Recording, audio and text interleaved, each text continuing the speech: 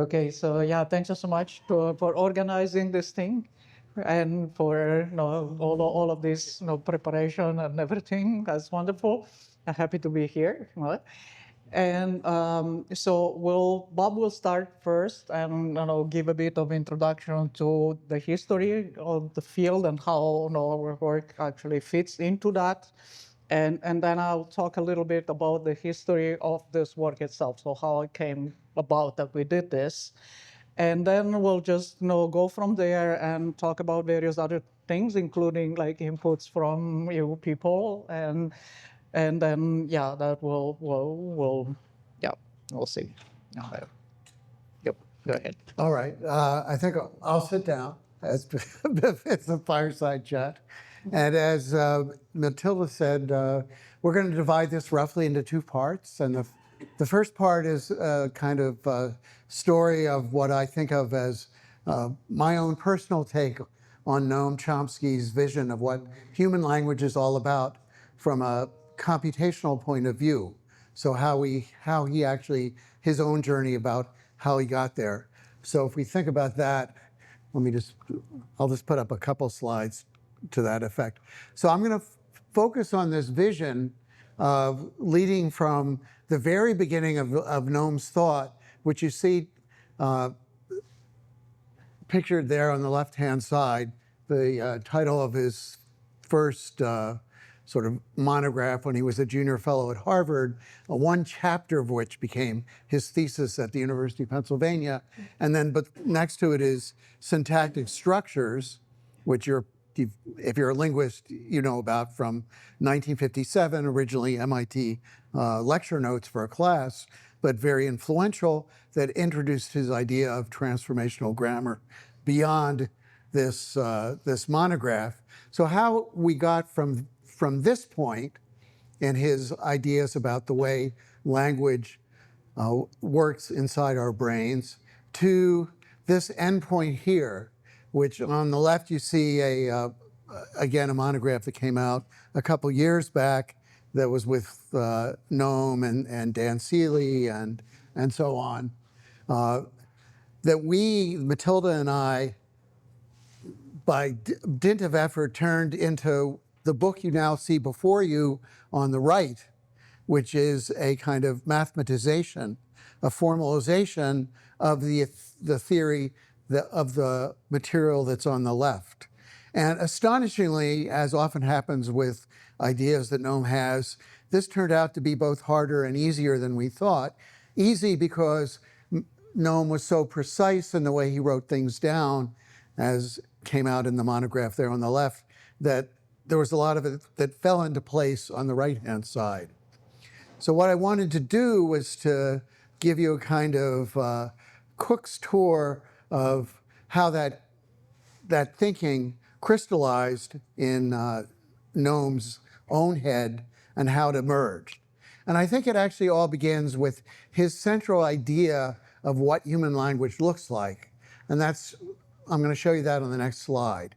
Because for Noam, it really does come down to the picture you see here, that human language is both a computational and a biological system. It's biological because, obviously enough, it's something that happens inside our own brains, and it had to have evolved. So he takes that very seriously, and he took that very seriously from the start. So one of the stories he tells is that around about 1952, 1951, when he and then Morris Holley and Eric Lenenberg got together as graduate students, they would meet together every week and talk about this very subject. And they were dead serious about both of these parts of human language from the very beginning, that it both had a biological aspect and then, as I said, also a computational aspect that was internal to the human brain. So while many other linguists would think of, what I'm studying is what I observe and measure in the outside world, observational or taxonomic, Noam from the very start wanted to make the study of human language on an equal footing with physics. And we think that what we hope is that part of what we've gotten to in this book is a realization of that dream. that we have a central computational engine that we'll call, as we'll see, merge. So there's a central computational engine in our brains that generates syntactic structures and then feeds those into two components. One that has to do with externalization, what I'm doing now, speaking or gesture, and another that maps to systems of what you might call thought. So that's his central vision.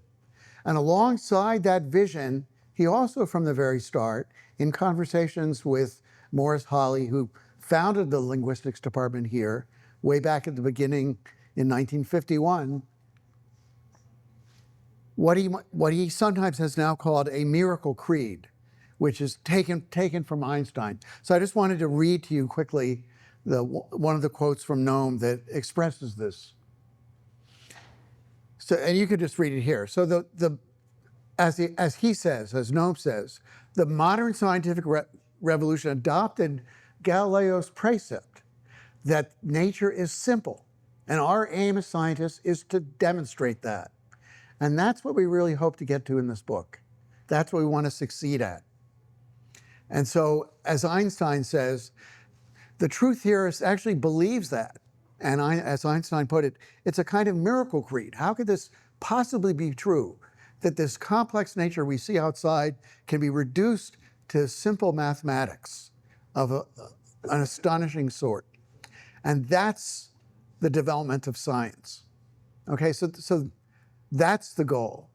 So I thought about how to actually portray this. And as I said, the history, Noam's own trajectory, is one of a series of steps whose endpoint is this ultimate goal of true simplicity, of a strikingly beautiful nature to my mind. And one way to put it is, well, you know, we have superstars that have their own era tours, but I thought, well, we might as well do it and call it Noam's era tour. That is, you know, not just Taylor Swift, but Noam has his own era tours, and I've described it via this arc, starting from 1948-49 on the very left, and then we can see the set of books that he's produced, leading from, as I showed you, logical structure of linguistic theory through to syntactic structures, then aspects of syntax, lectures on government and binding, the minimalist program, down or towards the right, which is where we've arrived at now. So that's the set of Noam's eras. And the way to think about it, at least from my perspective, is that it's all been marked by one overarching principle, and that is simplification and unification. Because we know that what happens is in science, if you get to something that's truly explanatory, as Feynman would put it, then the hallmark of that is to see unification between disparate principles. And that's what Noam has done from the very beginning. And if you stick to that, you can see how that arc has been traced out. So that's what I'm going to do over the next few slides. Just, I know many of you who are linguists and professionals know this story, but I think it would be useful to sort of rehearse it, because then we can see how we arrived at this kind of algebraic formulation at the very end that then Matilde is going to talk about it. So I'm just going to quickly go through this kind of overarching path that Noam has followed, and he has not flinched from it. He simply has tried to work harder and harder to figure out how to simplify things at each step. So from the very start, when he studied here the structure of Hebrew word forms, he was thinking of language as a computation. And what you see here is a picture of the set of rules that he formulated without the use of a computer. He did this in his own head. And at the top, you can see it says it's rule number 1. And there's 43 or so of these rules that trace from top to bottom. And the goal of these rules is, what they do is you take a brain internal form of a modern Hebrew word, and then the computations are applied, and trickling out at the bottom, you get the actual surface word form. It's externalization. So you see, that was there from the very start. In fact, Noam once told me that he was going to use this word that he then later refers to by the 1990s, that what's inside our head he calls internal or I language. And what's outside is external language, E language. And I said, well, why did you just use that term? He said, well, I thought about it, but then I said, well, people are going to get confused. They'll mix it all up. And of course, by 1990, when he did use it, of course, people got confused. But so he was right, as usual. But so the example over there shows an example where you map from an internal Hebrew word form to the surface. But the point is, it's a computation. That set of rules that you see trickling from top to bottom like a pachinko machine was a set of if-then rules. So the rule MR1 says, if you're in this context, then do this. So this, in fact, turns out to be the world's first so-called if-then rule system. 20 years before it ever showed up in a computer. And furthermore, this idea of optimality also shows up because what he was able to do is to show that ordering of the rules that you see in that middle box, which is a kind of, if you do this, then you can branch either one way to rule 2 or 3, all the way down. That's optimal. It's optimal in the sense that if you did it in any other order, the rule system would have to be larger. So he formulated that in morphophonemics with the following principle, as is shown here. This is from 1949. So he says that, okay, the shorter the grammar is, then the simpler. So the smaller it is. So this later, of course, again, 30 years later, surfaces as what's called the minimum description length principle. So the shorter the program, the better. And within equally short programs, the shorter the derivation, the better. So he had this notion of shorter computations and simplicity. That's what this slide aims to demonstrate from the very start. And now he's going to carry this through all the other things he thinks about with respect to language. So the problem, of course, and now he's going to try to fix this over the next 70 years, is the rules are too complicated. They're language specific. They're going to differ from Hebrew to English to Farsi to whatever you want. That's too complicated. So how are you going to simplify things? So we'll see this in the rest of the arc. So the next step in this journey, the next era, is I call the transformational grammar era. So notice there's a relationship between sentences that are called, so-called active sentences like John ate the apple, and what its semantic form might look like, and how that might surface. You might say, okay, John ate the apple, but you could also have a passive sentence that said, the apple was eaten by John.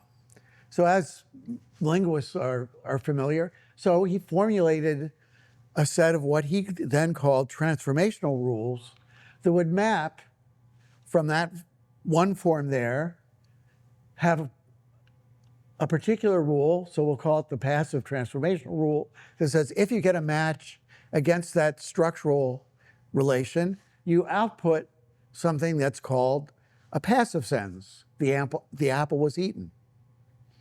Okay, so again, you have a set of computational steps. And the set of computational steps, that works, but you have the same problem.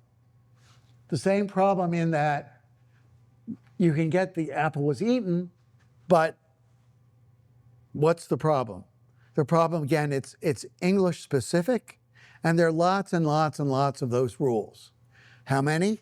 Well, we can get a sample from his syntactic structure book. You're not supposed to read that slide. You're supposed to see that it's just a god-awful mess, right? It's, again, a set of if-then rules, but it's a mess. And so how do you actually, really get that all to work? And people tried to get this to work, but again, the problem arises, it's going to differ for every language. How does a kid ever figure out what those rules are? And so on. So you have what amounts to the same problem. So Noam faces this problem and again tries to come up with what he and Feynman and Einstein and everyone would call some kind of scientific or explanatory answer. That is, there's not just a single English-specific rule that takes the object of a sentence and then pushes it up to the front of a sentence where it becomes the subject. Rather, we can do better. We could generalize that idea of moving things around across languages, many languages, and across many things that we see even within the same language. And so I put down here just two quick examples so you can get some flavor of this. Again, this isn't so you can, learn some linguistics, but just to show you that this was, again, the simplification goal that he was always after. So we have this English, John ate the apple was eaten, but that shows up in English in other ways. We have, did John eat what? And well, then what can be at the front of the sentence? What did John eat? Well, those two look sort of the same in terms of their pattern. So we collapse them together. Similarly, we can do that across languages. So in Japanese, we can have something where, I ate the apple, Ringo is apple. We can put that at the front of a sentence and have Ringo up at the front. And so Noam said, okay, we're going to collapse all that stuff together. Okay, so he does that, and after, again, a substantive amount of work, we arrive at a system where we can throw away all the rules. Instead, we can have a single set of principles, like you can move stuff around in a sentence, and then that principle of moving things around is subject to a set of constraints or filters. And you arrive at a picture that looks something like this, which is Noam's sort of third era, which we'll call the principles and parameters era, which arose by the 1970s. And in that era, and what I'm showing is the output from one of my former doctoral students, Sandaway Fong, now at Arizona, where he actually built a system that does this kind of thing.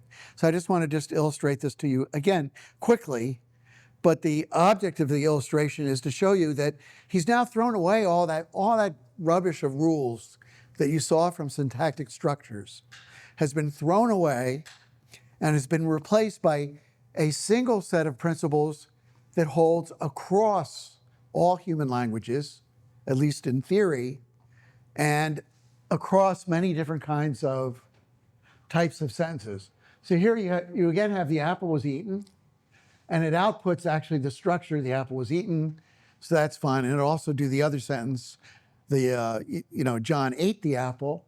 So what's fixed on this side, you see, is a set of filters and generators. That's fixed for all languages. So what happened to that thing where you said the object went to the front? That's done by this little component box here. So it's a set of fixed filters and generators. And I'll show you on the next slide sort of a quasi-animation of how this happens. So you put the sentence in at the top, and it gets passed between these various boxes of filters and generators. And at the end, the sentences, the structures that come out, turn out to be the sentence structures that you get from this whole transformational theory. So you get the apple was eaten. So just to show you what that looks like, you get, as I said, you have generate and filter. And what happens, so you drop some kind of was eaten the apple.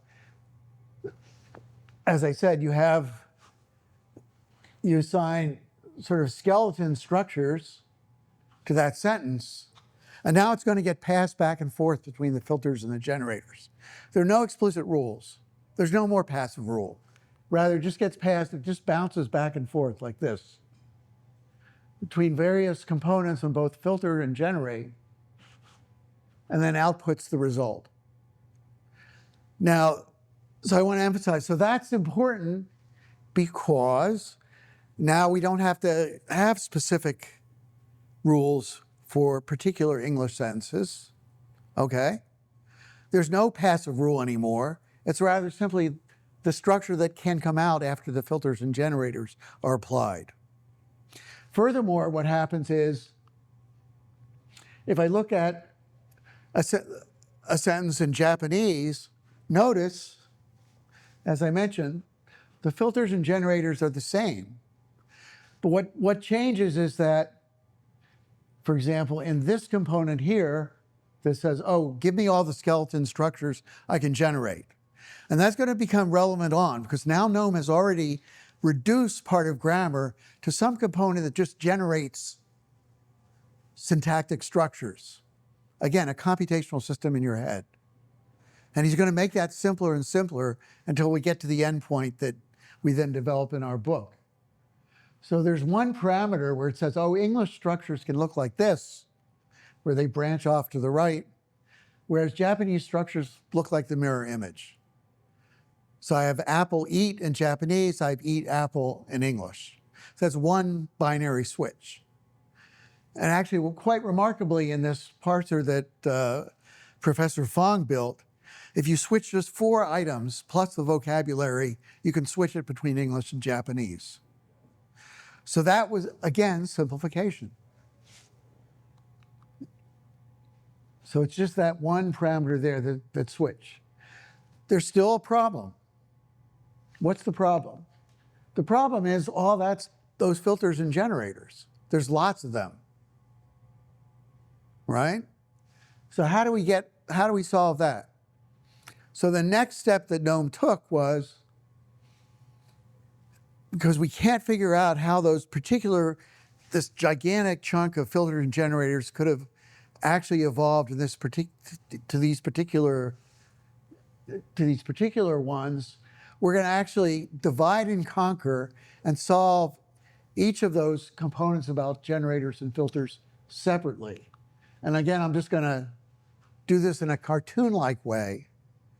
So his next step beyond that, his next era, which I'll call the minimalist program era, was to say, okay, I'm going to separate that story about filters and generators by throwing one part of that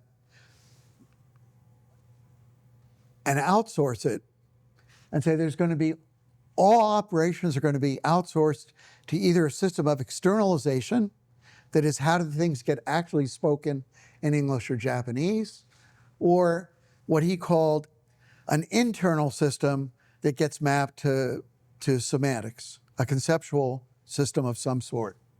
So we outsource all the operations that I showed you except one, which is going to be the object of our book, a single structure building operation that's called merge, okay?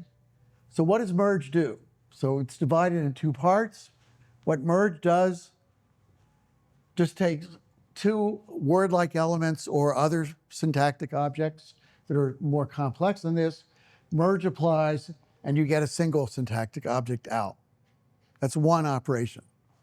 So that's what's happening at the core of human language under this minimalist program era. Now, of course, it varied over many years, and how those operations are then mapped through to externalization and the system of thought. That's a complex story that I don't have time to go into. I'm rather tracing, this arc of thinking that GNOME had. But notice again now that the central core item is extremely simple at this point already. All right? Crucially, this internal merge structure where it says apple notice I have the apple, it's non-planar. So Matilde and I, and with the help of the LIDS people, appropriately put in the center of the room, you could see, if you turn around, this mobile that's sitting right here. Maybe I should have pointed out. This Calder mobile that's sitting right here illustrates what we mean by a non-planar structure. That is, the elements are free to swing around in any order, right? So apple and the could have been the other way around, as it is in some languages. So the structures that are built up in here are non-planar. And then when they get mapped via externalization, of course, they have to be forced into some temporal order, one word after the other. So unless you're someone like our famous MIT professor Jerry Sussman or some politician, you can't say two words at the same time, right? So they have to be linearized, that is, externalized. So there's some process that does that. Okay, so that's what the minimalist program did at its core. And I'm going to show you again a parser. If you want to see a parser working, again, that Sandoi Fong built that does this, you'll see these structures get built up. You can ignore the labels that are on there. That again, it's able to parse something like John was arrested, but now it only has this one sort of tree building, structure building, non-planar building, even though you have to list it when you print it out, of course, in some planar way. It freely generates those structures. So a lot of ones that aren't shown there that got thrown away. This is the one that survived. So now we've reached this minimalist era where Merge freely generates structures. And so the picture looks like this. We have a set of words. We pick them. And what Noam realized, in order to keep track of all those freely generated structures, we have to have some kind of scratch pad. And what we'll call that scratch pad is a workspace. It's just a computational scratch pad that will hold all those possible syntactic structures as we're computing with them. So again, it's a computation. It's now become much simpler, and we could show that if you get any simpler, you can't even build structure at all. So in that sense, it's the simplest possible system you could come up with. And you get assemblages of these that we'll just call forests of syntactic objects.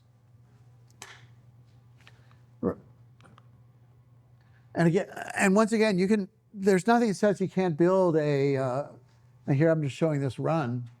So here again is our passive example, slightly different. The food is eaten by the man, and you can see all these workspaces the thing went through until it actually found the right example. So it constructs these workspaces of syntactic objects freely, puts them together using this merge operation, and is able to output what we see on the surface. So that's Noam's Era's tour.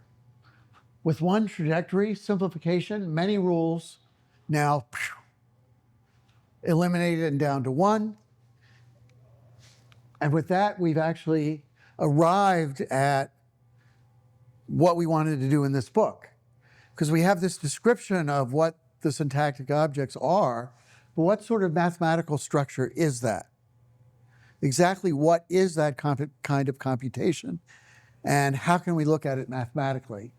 That's the object of this book, and with that, I'll turn the microphone over to Matilde to talk about the algebraic and mathematical part. Okay, yeah, thanks for the wonderful, long historical overview about what came before this, which is a very long story. And yeah, so I should switch the screen over to my. Let's see if that works.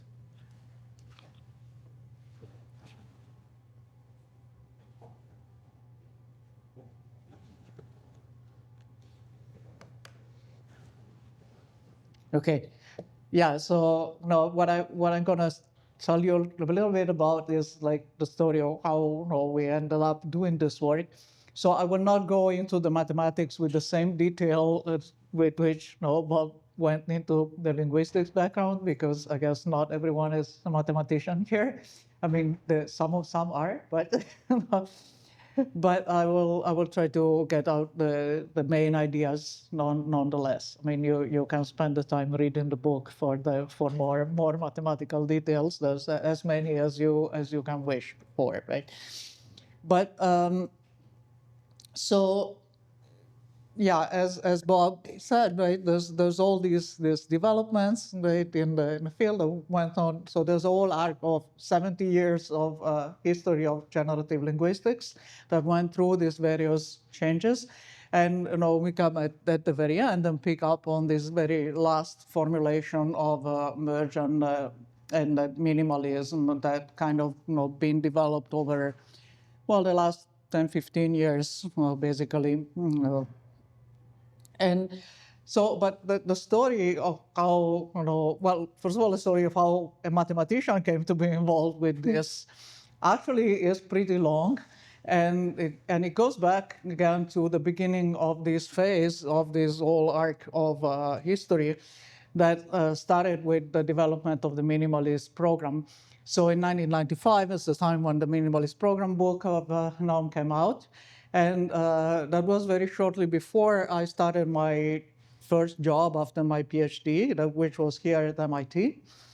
And I was in the MIT math department, and sometimes when I was not too stressed out about what was going on in building two, or I mean, maybe actually when I was, I kind of switched over and kind of sat into non-linguistics class every once in a while to look at what was happening there. And of course, because of that, I bought this book and I started reading it.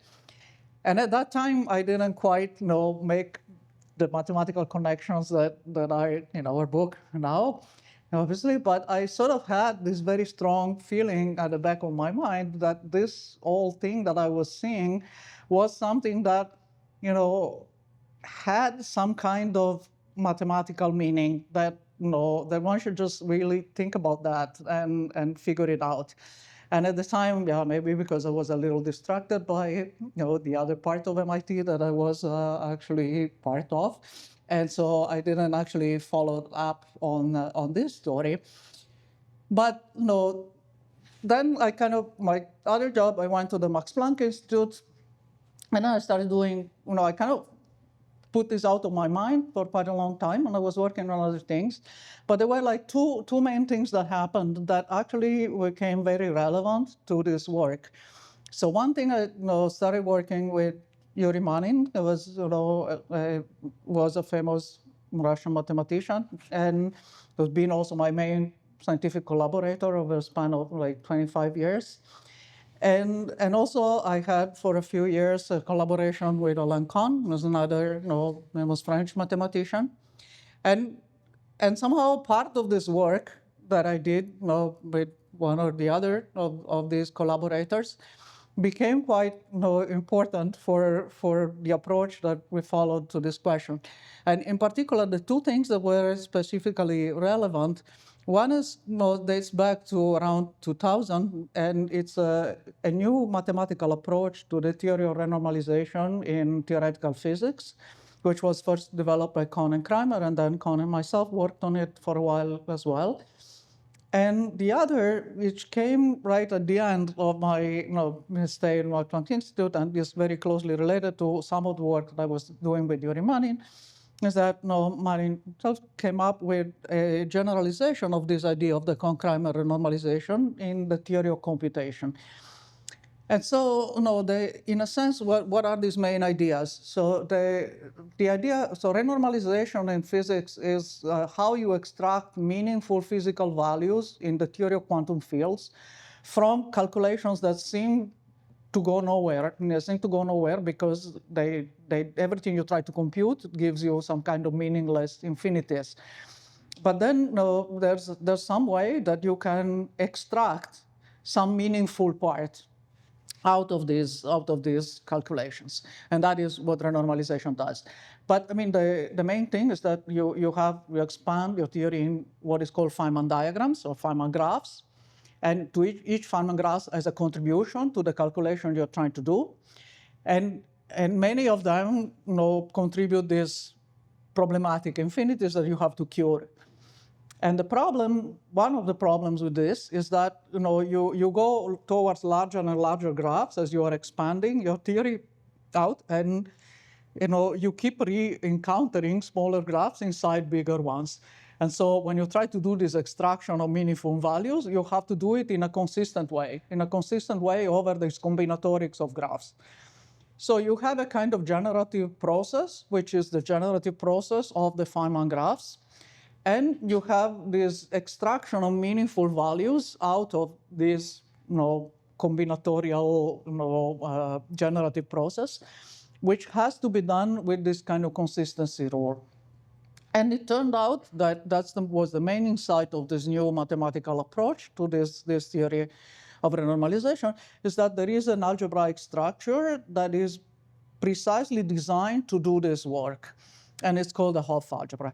I mean, what I'm saying by precisely designed is not, I mean, these mathematical tools were introduced in mathematics through a different perspective, but they turned out that they actually do exactly this work of keeping track of the combinatorics as one does the renormalization. And then Marion's idea was that you can do something similar with, instead of Feynman graphs and the physics of quantum fields, with computable and non-computable problems. So you have partial recursive functions that can be also written in terms of some kind of generators and relations, and in terms of trees where you compose functions in a certain way, compose generators in a certain way. And you can extract computable parts from non-computable functions. So, and the way to do that is to mimic the same process of renormalization. So there's essentially the same Hopf algebra structure that governs this extraction of computable parts from semi-computable or non-computable problems. So there's a renormalization in the theory of computation. And so the nice thing about this is that it says, okay, so maybe this renormalization structure that we are seeing in physics is actually a lot more pervasive than something that has to do with quantum fields. It's something that, okay, it also has to do with quantum fields, but it has to do with some basic fundamental structures that you can encounter over and over again in different parts of science. And so that okay, kind of changes your perspective a little bit. And so you kind of start to look around and see, where else have I seen this, right? And okay, well, by the way, let me make a kind of historical comment here, since we went to like the history of the field, that the use of Hopf algebras when you have this kind of combinatorial generative processes was actually something that Giancarlo Rota, who was a professor of applied mathematics and philosophy here at MIT for a long time, had been promoting starting in the 1960s, the use of Hopf algebra to study combinatorial objects. And the key idea, what are Hopf algebras? I'm not going to give you a formal definition, but they are an algebraic structure that keeps track of two types of operations that are strictly related to each other: a kind of composition operation and a kind of decomposition operation. And of course, you can see why this is useful to describe combinatorial objects, because combinatorial objects can be complicated, but often they are built out of some basic building blocks. And so if you know how to assemble basic building blocks and you know how to disassemble complicated objects into basic building blocks, then you go a long way into understanding how your combinatorial objects are generated and what their properties are. And it's sort of interesting because, of course, in the 1960s, Noam was also here at MIT and was already collaborating with mathematicians, for example, Marcus Schützenberger. They had joint work. But generative linguistics at that time was mostly focused on formal languages as the kind of mathematics that was being used. In fact, this mathematical work of Chomsky Schützenberger is based on formal languages. And so it seemed kind of unrelated to this other story that was going on also here at MIT. And so somehow the match didn't happen. So it's kind of a curious sort of missed opportunity for this kind of development that could have happened maybe already at that time. But it's sort of an interesting lesson into this, which is that very often things in science happen when they are ripe, when everything, or maybe all the ingredients have been around for a long time, but there's a time when they are ripe to be put together. As I said, in this, this was already happening in the 1960s, but even in the mid 90s or late 90s, when I was here and I was sitting, I was sitting in Norm's class, I was looking at this book, I also did not, at that time, make the relation to 12 algebras, because that was the first formulation of minimalism. It was still not completely simplified. And it wasn't obvious how to relate these things. But so then next thing that happened, I after I worked at the Max Planck Institute and was doing these things, I moved to Caltech, and I kind of started revisiting again my interest in linguistics, which was where the reason why I, in the first place, when I was here, I was curious about what was going on with linguistics. And so I decided, Caltech is a small place, you can kind of do whatever you want. And so I decided that I was going to teach a class in linguistics. Of course, no, Caltech doesn't have a linguistics department, but so I had to teach it to mathematicians and computer science students. I had a class that was like half mathematicians and half computer scientists, and I was kind of trying to say something about linguistics in general. And one thing I did with the students in my class was just we wrote a few papers. We picked the problem of syntactic parameters to try to understand what kind of data there are about syntactic parameters and what kind of relations there are between syntactic parameters. So we wrote a few papers, and then just out of I sent them, I sent them to Noam, and this was in 2015, fall of 2015. And he wrote back to me on Christmas Day of 2016 and started by saying, well, I'll just stop by my office to take advantage of the unusually quiet time to actually do some work. And I looked at your papers and so on. And basically, because of that, shortly afterwards, I started getting in touch with a lot of people in linguistics, including with Bob. And so I continued doing some work about these relations of syntactic parameter with some of my students and some of it with Bob. And so I started cultivating this side gig, this kind of second life as a linguist or as a linguist, whatever you want to call it. And so that was it. But this work had nothing to do with merge and minimalism. It was more like in the principles and parameters, syntactic parameters perspective. So, and again, things kind of stayed there for a while. I didn't continue that much. But I was in between 2018 and 2020. I actually, escaped the first Trump presidency by moving to Canada for 3 years. And then I decided to come back because I sort of thought this country, maybe I learned a lesson. This was probably my worst prediction in life. But anyway, I was in Canada and I was asked to teach again this linguistics class when I was at the University of Toronto. And that time I even had some real linguists in my class. And so I revisited this, but then I wanted to add some new stuff in the class. And I had been discussing a lot with Bob over time, and we had started talking about minimalism. And so I started looking at that, but at the time I was looking at it from this point of view of multiple context-free grammars and things like this. And at that point, I had this idea that this off-algebra stuff was likely to show up over and over again in other places. And I started to kind of make the connection to what I had seen about minimalism before. But my first attempt to actually make the connection didn't quite work. And so I kind of left it there as a kind of pending question in my class at the University of Toronto. And I have to come back and try to figure that out.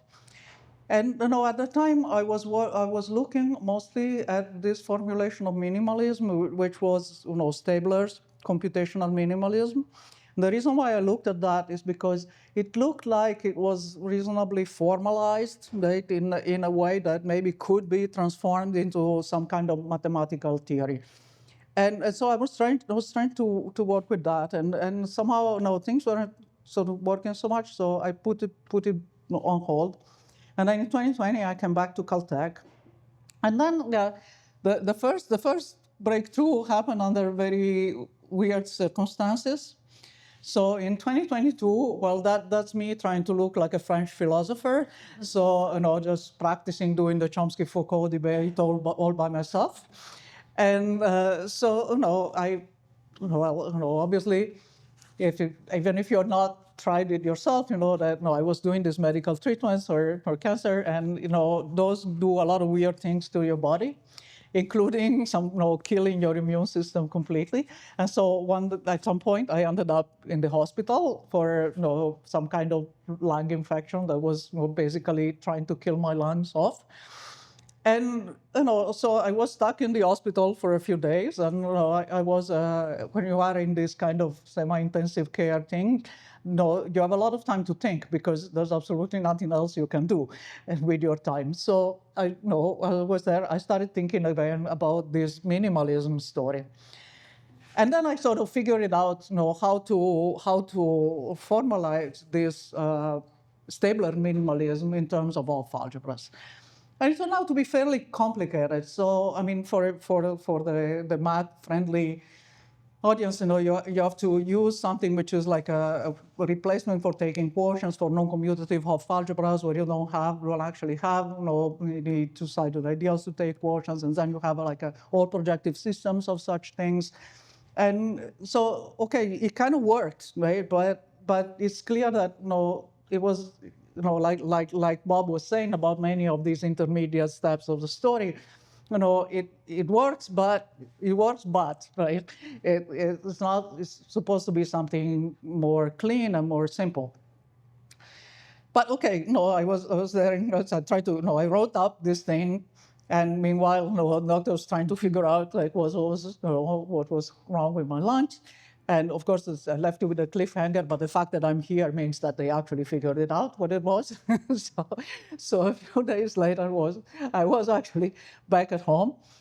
So I sent the stuff to Bob, and he said, yeah, that looks nice, but I think you shouldn't use Stabler's version of minimalism. You should really look at the papers that Noam has been writing in this past 10 years or so, because there's a big simplification about the formulation of minimalism. And he told me, well, I bet that if you do the same thing with this new formulation of minimalism, that will work much better. And I'm like, man, I mean, give me a break, right? but no, actually, it was right, because I picked all these. I still had to go through a lot of this medical treatment and so on. So it took me a few months, but I picked all this recent work of Chomsky, things like these UCLA lectures, the more recent stuff, and some of the other papers starting around 2013. There's been several papers, and I started to look at them. And now, because I had already done this work for the Stabler case, I knew exactly where the difficulties were. And so I started looking, and every time this was like, magically everything fell into place exactly right and really simply. And usually in science, when something like this happens, you're on the right track. So, okay, I thought, Bob, yes, yeah, you were right. and so he told Noam, and that this was working, and so looked promising. So we decided to meet and discuss the whole thing. So we had this very long Zoom meeting on Martin Luther King Day in January 2023, where we went through the whole plan, the whole thing that ended up in our book, and we to all these ideas, how to formulate things, and we were all very, very happy about it, because things seem to work out quite well. So what are just to summarize the thing? What are the main key things that changed, that made this thing work? I mean, you will find in the second chapter of our book, there is actually this first formulation about stabilized minimalism and the direct comparison between the two, so that you can see exactly like where things are, really, why things are really better with the newer formulation. But there are some key ingredients that Bob has already mentioned in his general review of the story. First is that the key core computational mechanism of syntax is now formulated as what called the free symmetric merge. And the symmetric part is really this fact that the trees are not endowed with the planar structure. So they're really like these Calder mobiles that you see up there and in the picture. And this is a key consequence from the mathematical aspect, that you work with commutative algebras and not with non-commutative algebras, and this simplifies a bunch of things down the road. Also, Noam introduced this notion of workspaces. So you don't just have the syntactic objects, which are the individual trees, but you have this sort of scratch pad for the intermediate steps of computation, which are the workspaces where you have like a bunch of partially built structure where are not yet assembled into a single structure. And this seems like a simple difference, but it actually does make a big difference. So in this off-algebra formalism, if you're forced to work just with trees rather than with forests, which are the workspaces, then when you do the assembling operation, you always have to plaster everything together into a single tree. And this becomes a much more complicated, so off-algebra is an assembly and a disassembly operation. And this assembly operation is forced to become very complicated. Whereas with the idea of workspaces, the assembly operation is just the one that puts together the workspaces. It's just this joint union that picks a bunch of syntactic objects and puts them in a workspace. And that's like a very simple and natural thing to do. And then there's the way that you do movement is by reaching, you have to, for movement, so there are two aspects, right, of the merge operation. One is structure building, and the other is movement. Structure building is really like assembling pieces together. So you take like two different components on the workspace and you merge them. But movement requires you to actually take some substructure from inside an already formed object and extract it. And so that's the thing that in Hopf algebras you have a building operation and you have a disassembling operation. And they are not inverses to each other. They have to have a compatibility relation, but one of them can be more complicated, more structured than the other. And in this case, in this kind of algebra, use the disassembly operation is more structured than the assembly operation. The assembly operation just puts a bunch of components together in the workspace. But the disassembly operation has the possibility of just partitioning your workspace, and that would be just the inverse of the assembling operation. But it can also do these more sophisticated things, which is to reach inside an already formed structure and extract a piece. And that's what makes movement possible as well. And then as wanted in the theoretical linguistic aspect, you have that all these forms of merge, the structure building and the movement, become a single operation that just depends on the fact that this disassembly operation has all of these possibilities together. And there's also an aspect which is these optimality ideas that these linguistic operations that build syntax and process syntax should be optimal with respect to certain kind of natural cost functions. That also becomes very natural to write in this formalism. So these are kind of like the main ideas that are involved here. So in terms of the mathematical formalism, you have the syntactic objects first, which is this mathematical structure of magma, which is non-associative, which is the fact that you actually get non-trivial trees, but is commutative, which is the fact that they are not planar. And you have word spaces which are forests, so that have several components that are trees, and you have the accessible terms, which is like everything that hangs below one of the vertices inside the tree, that are the terms that the Hopf algebra disassembling operation and coproduct can extract. And then it turns out that merge, as it's written in this described in linguistics, when you write it in this mathematical formalism, becomes something that is also known to mathematics. Is an example what is called Hopf algebra Markov chains. This is a theory that was introduced by Persis Diaconis and one of his students, Ami Pang and Aaron Ram. And so it also becomes something that has a description, a well-known set of tools and mathematical description to be described. And this is very nice because in particular, you can build a dynamical system that studies, that represents the dynamical properties of syntax, of the building and transformation of syntax. And you can study the properties of this dynamical system. And this gives you a lot of interesting information about this. There's some more recent work that's out on the archive if you want to look at it, that has a description of this dynamical system.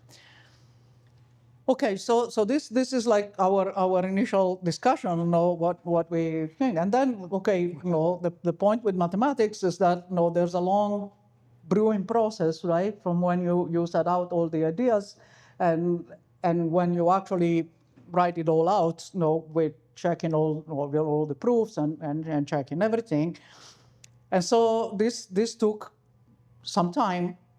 So in January we had this long discussion. By February, we had the first draft of what was the first paper that we posted on the archive. And then it took some time. I of course, given all the mathematics in this, I set out. I volunteered for doing the writing of these drafts. And then, but of course, then to leave time to my collaborators to check everything and comments on them. So by the time we had the final version of the first paper, which was like the main structure, so it was important that it was all set up correctly and completely. And then it was already beginning of May. The second draft was pretty fast because the comparison with the Stabler minimalism was already done in a sense. And so in the meantime, we circulated the first paper. And then when we also started to outline the plan for the third paper on the syntax semantics interface, which is really where this comparison with renormalization in physics becomes really crucial. And the final version, the second paper, was kind of ready beginning of June. It incorporated some discussion of the Kane LCA, which was based on discussions we had with Noam following comments from Kane. And then by mid-June, Noam and Bob met at Noam's place in Arizona to actually finalize the checking of the second paper, which we posted at that time. And then continuing the discussion about what would be the third paper. And this was June 16. This is this last discussion that Noam and Bob had at Noam's home in Arizona. And unfortunately, this is where things started to. I mean, up to now, things have been kind of accelerating pretty fast, in getting all the steps of this program to fall into place. And then, unfortunately, the next day, this morning, Noam had a massive stroke. There's no, the fact was kind of kept private at the request of Noam's family for a while. But since then, he had not been able to continue actively working on this project. The last exchange of emails we had with him was exactly in the morning, just pretty immediately before he had the stroke. And we had just posted our second paper on the archive and just commented on that. And so at that point, there was a long period of uncertainty about what we should do because it was very difficult to get precise news about what Noam's situation was. And we pretty much had by July the mid-July or early July, the first draft of the first paper was pretty much almost ready, but everything was put on hold because obviously don't know what was really happening, what the situation, how bad the situation was, and so everything kind of stayed on hold until October, and then I had more or less by that time decided to kind of drop the whole thing because there seemed to be no way to know exactly what the situation was. And then I was at a conference in Providence at the Eisner Institute of Mathematics, and I got a very stressed out email from Bob, saying something like, "Well, you got to do something," and and so, okay, I know I was in the evening. I was just coming back to the hotel from the institute, and I looked at it, and I looked at myself in the mirror, and I said, okay, if I'm not gonna do anything, I'm gonna regret this for the rest of my life. So I walked back to the institute. I recorded this kind of public address video about generative linguistics and our ideas and so on, which I posted the same day. It's on YouTube. You can find it. And then I said, well, okay, we finished writing this paper the way we have planned it, and we'll try to figure out what to do with it. So by early November, we posted this paper, this third paper on the archive, and then in December I gave a series of lectures about this whole thing here at MIT, and tried to cover everything. And the same time, in December. So the Jay Kaiser, who unfortunately cannot be here tonight, but was was our editor at MIT Press. So he had the idea to suggest it to us to send the whole thing, the whole work, together as a manuscript for MIT Press, or for the Linguistic Inquiry series that he is the editor of. And so that was really helpful for trying to put together everything and making sure that it would be finalized in a nice way. So that's the same time in December we sent the first manuscript, the first form of the manuscript to MIT Press. So Jay was really helpful, and Rini Oibrechts was in Utrecht, was also collaborator of Noam and Bob. Also helped a lot with doing like being our main test reader for everything, and being really helpful through all the various crisis moments of all this period. But so let me just say quickly, as I said, this last part of which is chapter 3 in the book is where things come together with the theory of renormalization in physics. Well, already the whole setting with Alpha algebra does, but I mean, in a sense, the whole idea of extraction of meaningful values using Alpha algebras.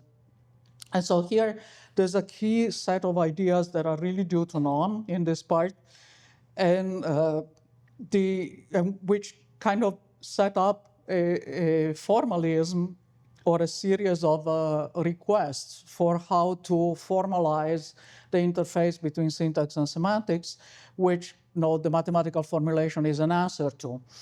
And so one of these principles is what Noam calls the autonomy of syntax, right? So syntax is in itself independent of semantics, and also that syntax supports semantic interpretation, and that semantic interpretation is to a large extent independent of externalization. So externalization is the part that takes care of setting syntactic parameters, setting word orders, rules, and things like this. But in a sense, semantic interpretation isn't dependent on that. And in particular, it's not individual language dependent. That with good piece of all the Sapir-Whorf type stuff, and the final thing is that compositionality is coming from syntax.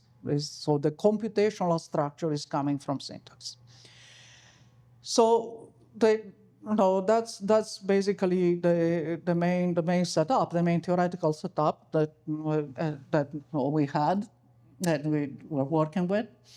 And so in what sense this leads to this way of adapting the formalism of physics to this setting? So in physics, as I mentioned, the whole idea of renormalization is that you have a certain generative process which is governed by a Hopf algebra, which takes care of the Feynman graphs in theory of quantum fields. And you have a kind of interpretative setting, which is also ruled by an algebraic structure, which is called the Rota-Baxter algebra, again, something that Giancarlo Rota had a lot to do with here at MIT. And that's what physicists call the choice of a regularization scheme, the possible kind of evaluations that you can make of these Feynman graphs.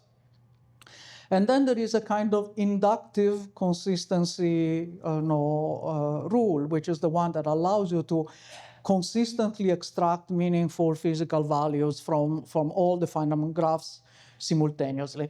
And that has something to do with the mathematical mechanism, which is called the Birkhoff factorization. And in the case of the syntax-semantics interface, based on these general rules that I just described about how to model the syntax-semantics interface, you have again a generative process which is ruled by a Hopf algebra, which is the construction, the workspace is with the action of merge that I just described, that we have in the previous chapters of the book. And there's a kind of interpretative setting as well, which is basically, again, can be formulated as a Rota-Baxter algebra, in fact, a semi-ring, which is kind of like the parsing in semi-rings that is well known to computational linguistics, but repackaged in a new way. And this kind of interpretative setting is where semantics is, but what remains of semantics here is very basic and very unstructured. It's really just something that takes care of like similarity proximity relations and has a kind of movable threshold of the amount of similarity and proximity that you allow. And then once you set up things in this way, there is a kind of inductive consistency checking, which is exactly the same Birkhoff factorization mechanism. So it is the computational structure of syntax that allows for the consistency of parsing. So this also explains a kind of idea that you find in the linguistics literature, which is that it is the same mechanism that does the structure building, which is merge, that also does the parsing. And this becomes literally the same mechanism in the mathematical formulation. So that's what ended up in the last parts of the book. And then everything went through the publishing process. So starting with December 2023, we gave the manuscript. January 2024, we had a contract with the MIT Press. And between October of 2023, when Bob convinced me to get back to this, to April of 2024, when the final manuscript, after all the proofreading and answers to the referees and everything was done, I basically just slept 4 hours per night for the whole period to actually try to get this done. I don't recommend doing that.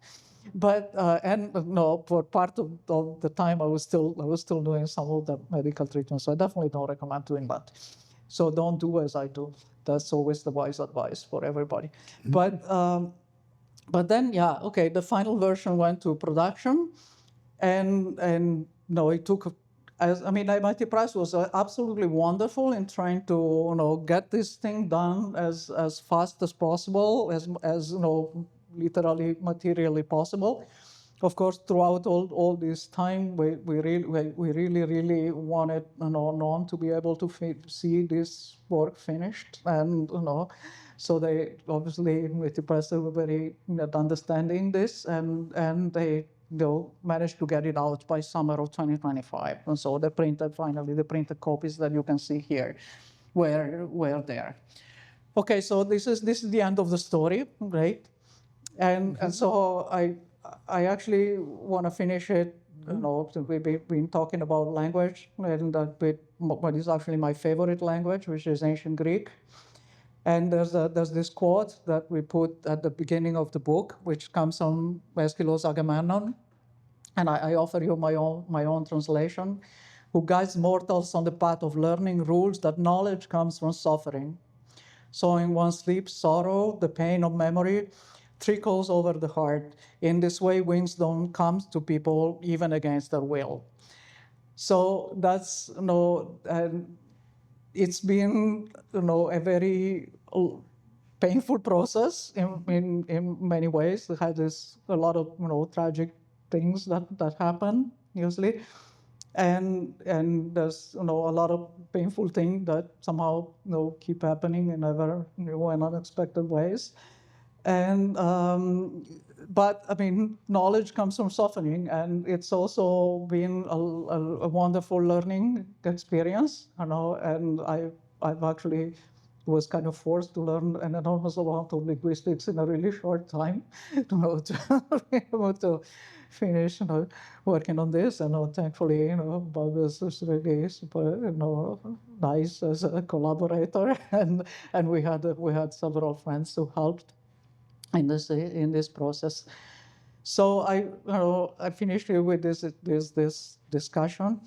I want to say something, that, as I said, I mean, the painful things never end, but probably, I know that likely many of you have been somehow disturbed, concerned by in the last few weeks by various things that have emerged, of the various discussions about Noam, and we all are.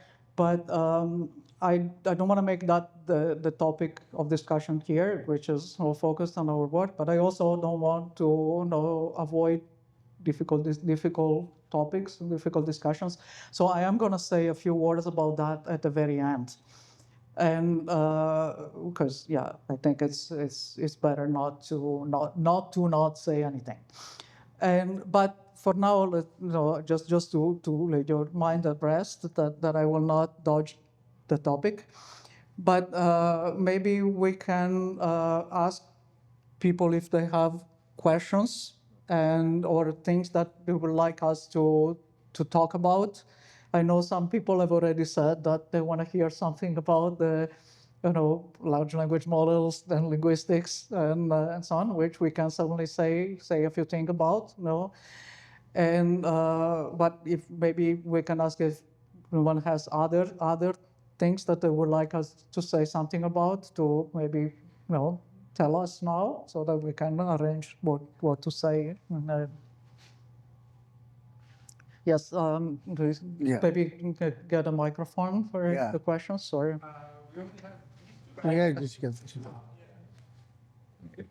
we can just switch between. Thanks. Thank you very much. I wanted to ask if it's possible to say a few words. If you could say a little more what you meant when you said that what's left of semantics is this proximity distance. Yes. That's a good question. Yes, yeah. So one thing that we were trying to somehow think of is like, what is the absolutely minimal structure that you can put on the side of semantics that still makes the interface with syntax work. And work means that you can successfully parse syntactic objects that you create for semantics. Okay. So, of course, you can make a much richer model of semantics. Like, for example, a lot of models of semantics are based on some kind of logic, things like this, right? But the question is, how minimal can you make it? I mean, something like involving a kind of logic calculus is something a lot more structured, right? So the question is, what is the minimal thing that you need for the syntax semantics interface to work? And so, of course, there are models of semantics that are very poor in that sense. Like, for example, in computational linguistics, very often you use something like vector space models of semantics. These, well, of course, they are in machines. Right? That's typically what you have. You have some kind of corpus, and you look at words. The idea is that words that occur together mean together, and so you look for some kind of proximity in the sense of proximity of occurrence or probabilities of occurring together and stuff like that. And so you build some kind of vector representations. And for example, you have this kind of cosine similarity that tells you that if two vectors are close to each other, then they have some kind of relatedness that you use as a. Okay, these are like very poor model, right? But the idea is that, okay, can something like that be enough to run successfully a syntax semantics interface? And so yes, the point is that is correct. And in a sense, the basic ingredient that you need is for semantics to be topological in some sense. So the syntax is algebraic, is a computational process, right, that is run by algebraic rules. But semantics is more like something where you need a notion of proximity. That's what topology is. Topology is a notion of proximity, right? You want to say that something is in the neighborhood of something else.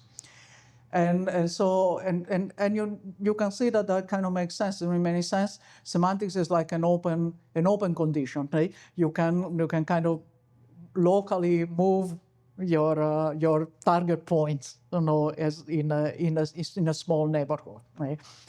And so we're kind of building on this idea to say, let's say that the most basic structure that you have on the semantic side is some notion of proximity, and then the point is that you can build from that this kind of parsing target semi-ring, with a kind of movable threshold. That's just the fact that you want to maybe allow, disallow things that don't have enough agreement, right? Where you want to be able to kind of move the threshold of what enough means. And so basically this turned out to be something that's sufficient to make the syntax semantic interface work. Hi, thank you so much for this talk. Maybe it's just a surface similarity, but I was wondering if you guys had looked at all at things like categorical grammars, because they also... Sorry, about? Categorical grammar. Can you hold the microphone a little closer? Yeah. Like the mathematical approaches to the Lambda calculus, and it's also used Feynman diagrams, but they go for like a monoidal category instead of a vacuum. I don't know if you've seen any of this work, and if not, maybe you could just motivate that piece of it for a second. But I was just wondering if you guys have looked at that. Yeah, you mean things based on category theory? Yeah. So of course, when you look for kind of compositional structures, it's natural in mathematics to think category theory, because category theory is essentially dealing with compositional structures, and that is correct. There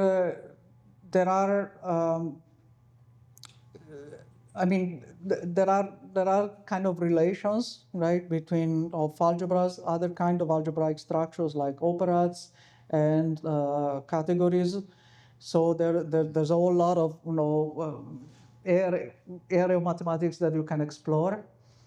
For example, this notion of operands, in fact, colored operands, enters when we try to model filters. So the thing with this model so one nice thing of this recent formulation of the minimalism model is that it kind of decouples everything that it can be decoupled, and that's usually good, because if you can decouple various aspects of the system you're trying to model, you have much better chances of modeling them in a nice, neat way. So the part that I'm focusing on, that I described now, is like the core computational mechanism of syntax. But then on the one side, you have the interface with semantics that I also talked about a bit. But on the other side, you also have these things where you filter the freely formed structured by merge. For example, you filter by theta roles, or you filter by syntactic parameters of particular languages. Or you filter for things like well-formed structures of head, complement, phases, right? The structure of phases. So these are all filters, because your free symmetric merge will produce things that are non-viable in terms of the structure of phases, or non-viable in terms of theta roles, right? So what are those filters? So it turns out that there is a nice way of formulating what those filters are in terms of colored operands and generators of colored operands. So you see some kind of related algebraic structures that are naturally combining with this core computational model of syntax itself. So I agree that there's room for other mathematical formalism to be part of the picture, and to me the hard nut to crack in this model is externalization. So I'm back to the same starting point of syntactic parameters, because that is the hard nut to crack. And there's some work that we're doing, partly with Bob and Rini Hoybrecht, partly with Centuria, who is a graduate student at Yale, who's been working with me for a while now. And so there will be some stuff coming up, but I mean that's a really hard part to crack, I think. If you have some more to add on this. Yeah, I think Matilda is absolutely on the mark, which is that we wanted the core computational process to be as simple as possible and isolated. And that really, as I was trying to point out, was GNOME's eventual trajectory as well. And unless you do that and you try to fold things together, so Matilda mentioned how Stabler's minimalist theory was harder to formulate. And that partly was because in that account, the formal language was it was folded together both in terms of the way the externalization and the word order fell out along with the core syntactic process. But that always makes things harder. So it's when you are able to cleave things at the right joints that you get a much cleaner picture. And we're not claiming to say that we've done that all, because as we said, in a way that pushes this hard problem of externalization off to one side, at least temporarily. But that's something we're getting back to. Actually, and I think that's a beautiful note too. And I didn't know. realized I had a that question. one of the challenges with fireside talks Oh. is that they could go on all night. Definitely. And we need to get you two to the next stage of the evening here. And so I just want to Okay. So I'm gonna just take a few more minutes, but we'll close it up. Yeah. Okay. Okay. The large language model is an old story, so by itself, and I think it's maybe not what we want to start talking about now. I mean, I'm just gonna say this, that the current language produced in artificial intelligence, of course, works fairly well. I mean, up to but the thing is that it's extremely wasteful, right? We all agree on that. It's enormously wasteful in energy, enormously wasteful environmentally, and everything. Part of the reason is because it has to do this enormously difficult inverse problem of reconstructing the computational mechanism of syntax from this kind of semantic associations. So you go the opposite way to the syntax semantics interface, and taking a one-way street the opposite way, you have a price to pay for that. And that price is this enormous wastefulness.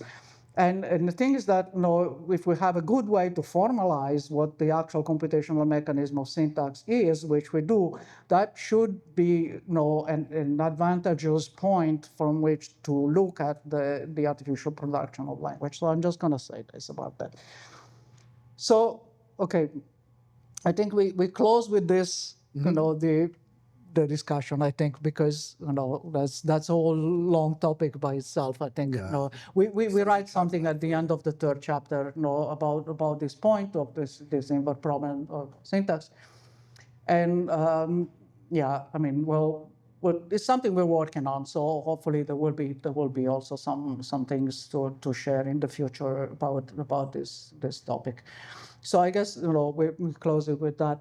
And as I said, so this aside, completely, of course, unrelated to our work, but I do want to say a couple of things about what is going on with GNOME.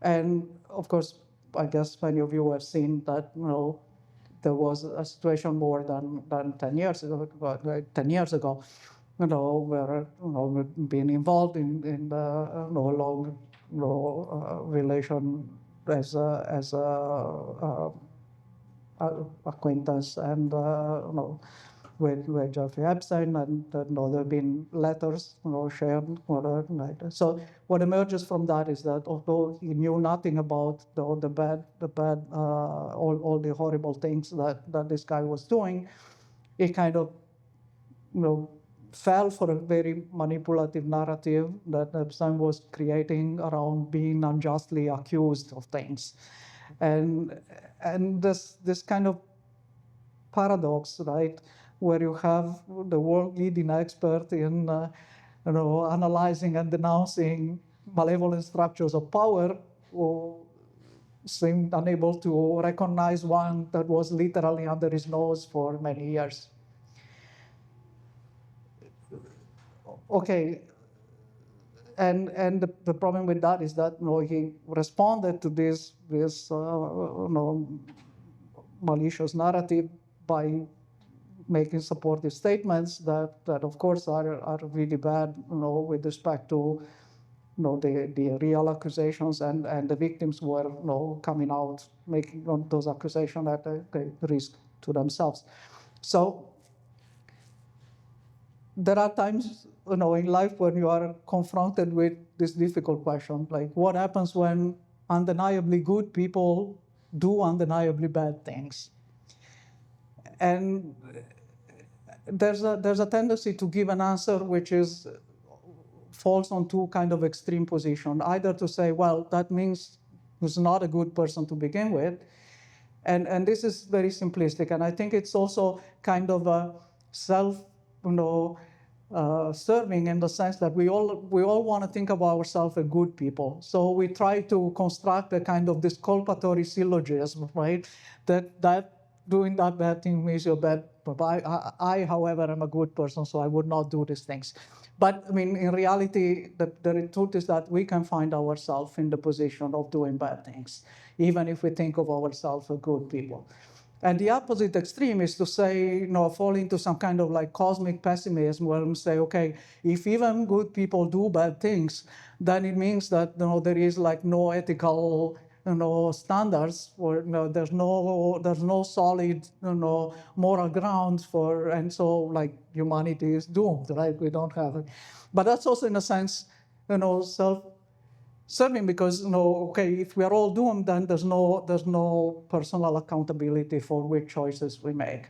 So I think it's neither of these. I think that that there's something to understand, and something to understand that is difficult, but is something there's a lesson for everybody.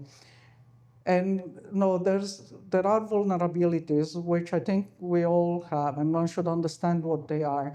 And one, I think I see at least three issues. Like one is the fact that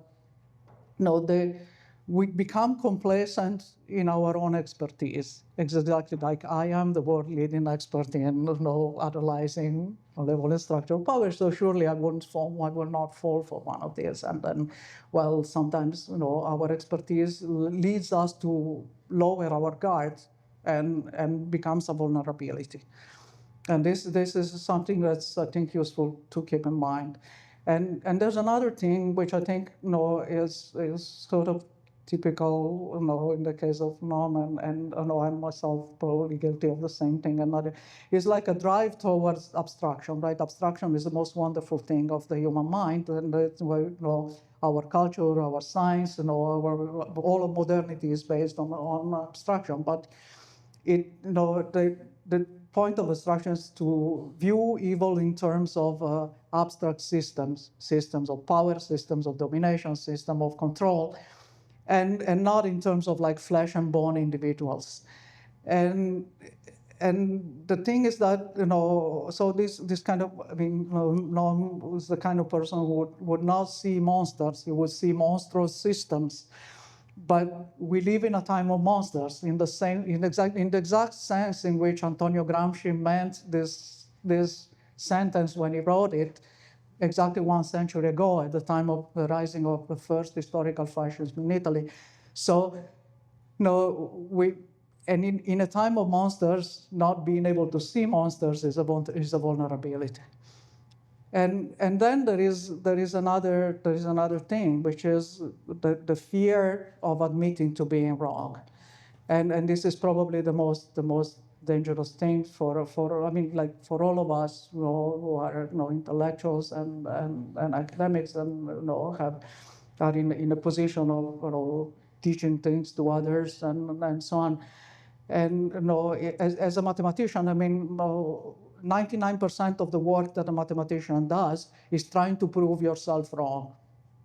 And the thing is that, it's a grueling process, right? Because that's how you prove a theorem. You throw everything possible at your theorem trying to prove it wrong.